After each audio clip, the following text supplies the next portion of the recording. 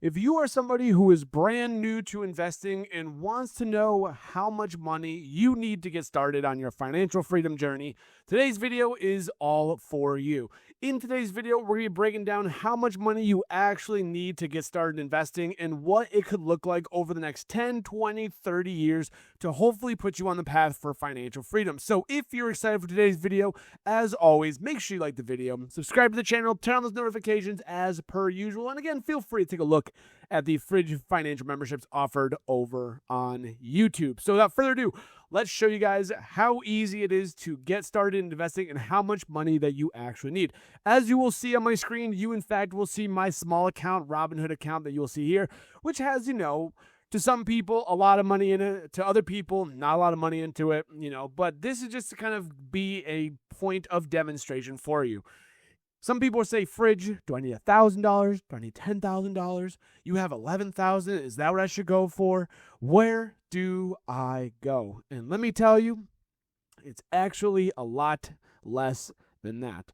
You can get started with investing with Robinhood, for example. And again, I'm sure other brokers do the same thing, but again, I use Robinhood for a lot of my investments here. You can get started with as little as $1 invested into the market to get going here. Okay. And that is from the idea of buying fractional shares of a company.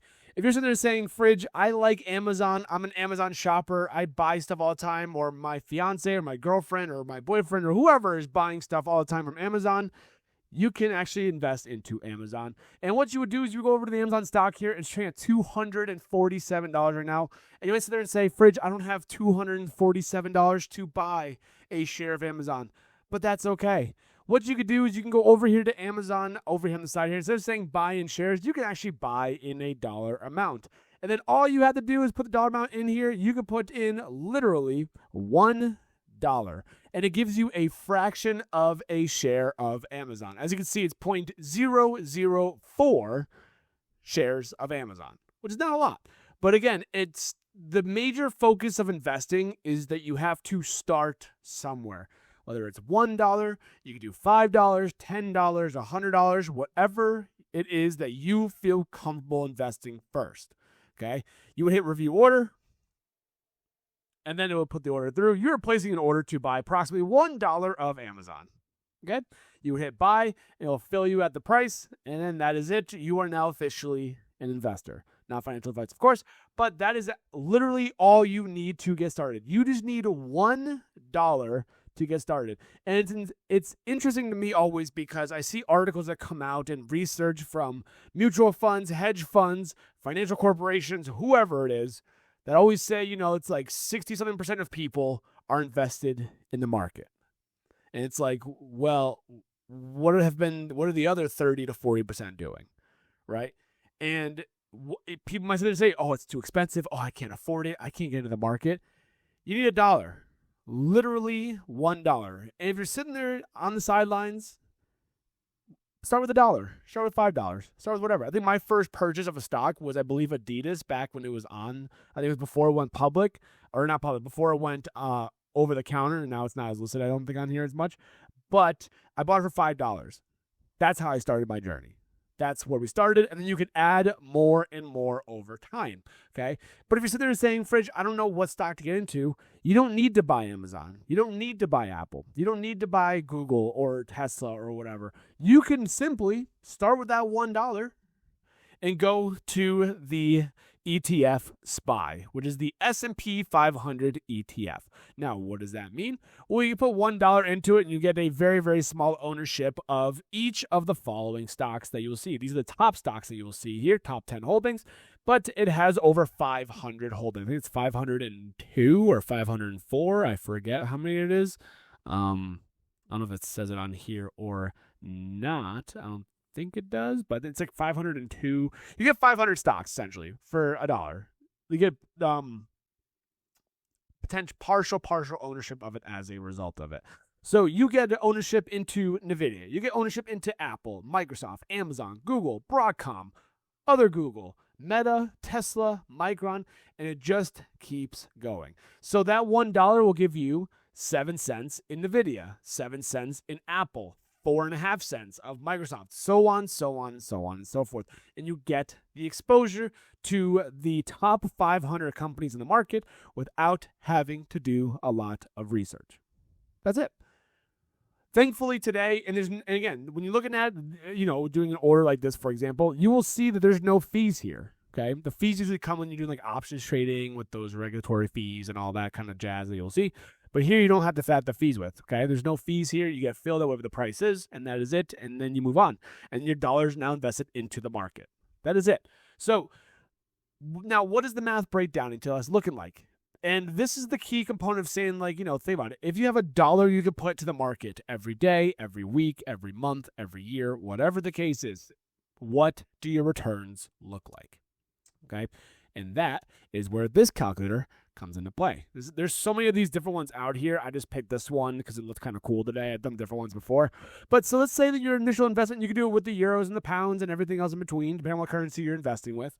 So say you start with $0 and 8% annualized interest. Now, the reason why I'm saying 8%, the S&P return is about 10-ish% per year annualized over the last 100 years. It's about 10-ish%, 10 to 12%.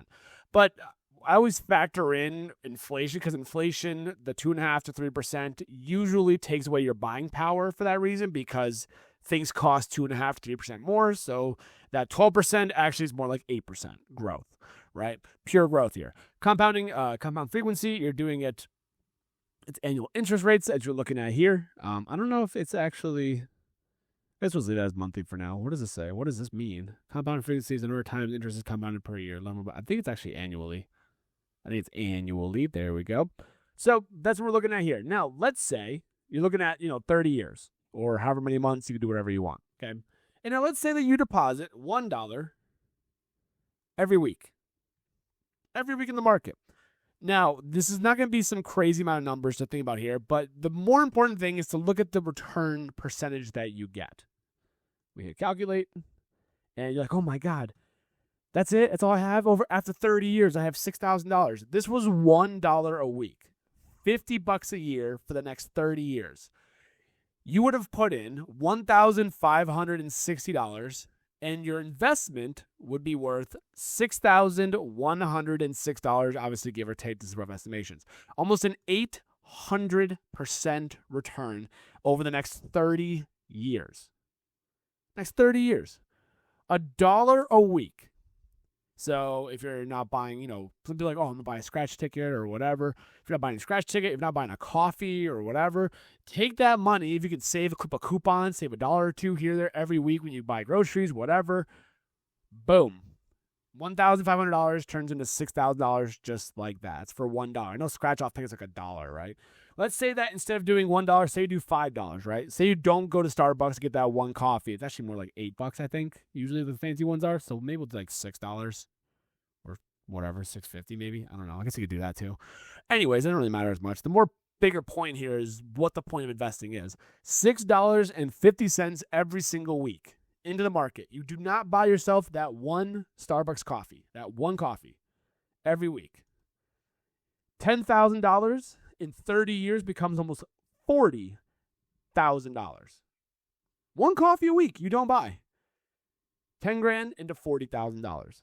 This is the purpose of that. You can start investing with $6, with $1, with $5, with $20 a week, whatever it is you want, you can afford to put in the market.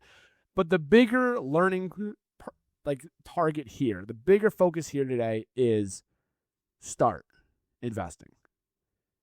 Doesn't matter if you have $1. Doesn't matter if you have $5. Doesn't matter if you have $25 or $100 or whatever you can invest in every single week, every single month, whatever the case is.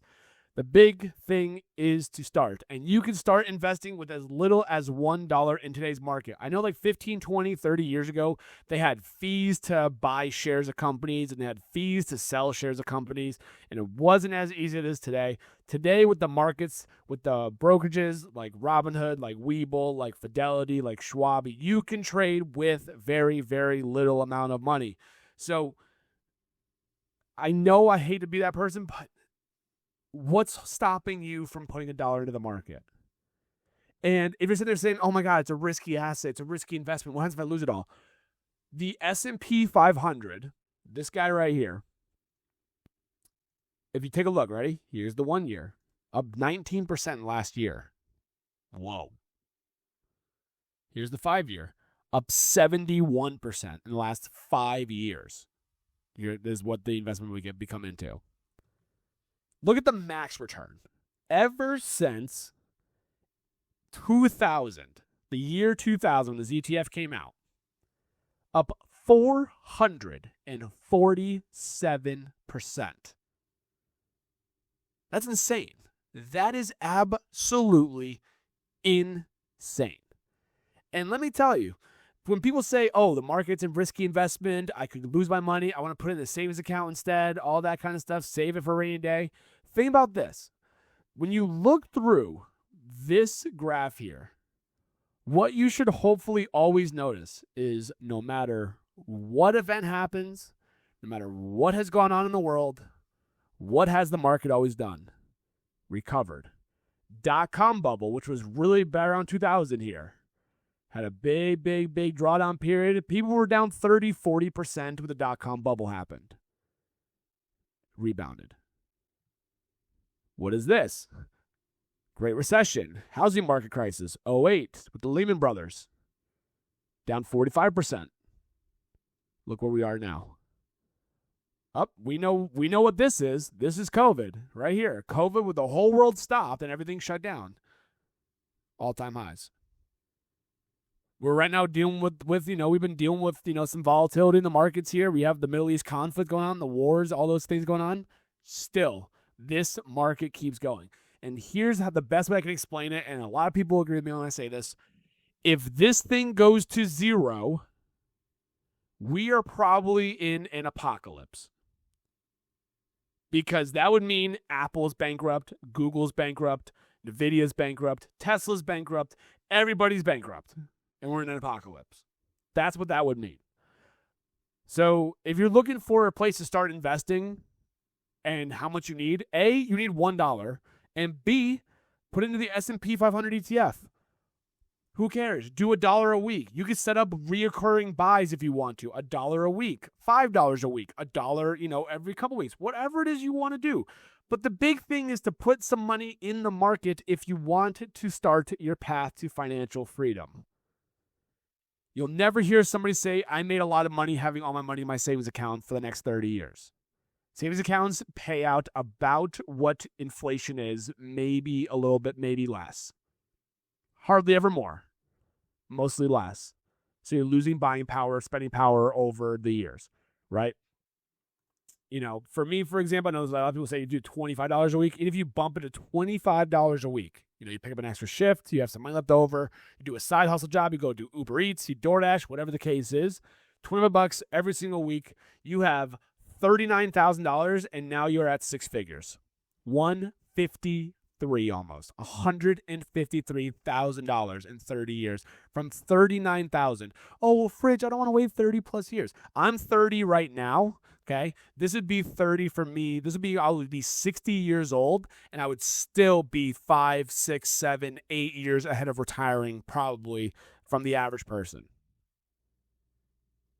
Big thing to understand: start somewhere. You can start with as little as $1 with Robinhood. It's very, very nice. It's very, very easy to do. You open up your account. That's all you do. You deposit $1. You hit buy, and boom, you buy a partial fraction share of the S&P 500. So. That's my 2 cents. Anyways, thank you guys so much for watching today's video. I know it's a weird video maybe to some people, but you can start with as little as literally $1. If you have a coin jar at home with a couple quarters in it, some nickels, some dimes, whatever, no pennies probably because we're not making pennies anymore. If you have $1 and change, go to a Coinstar, do that, put in your account, throw in the market. Every dollar helps, and you can start with $1. Thank you guys so much for watching today's video. If you made this far in the video, as always, make sure you like the video, subscribe to the channel, turn on those bell notifications as per usual. Hopefully making money in the market in some way, shape, or form. And as always, I will see you guys in the next video.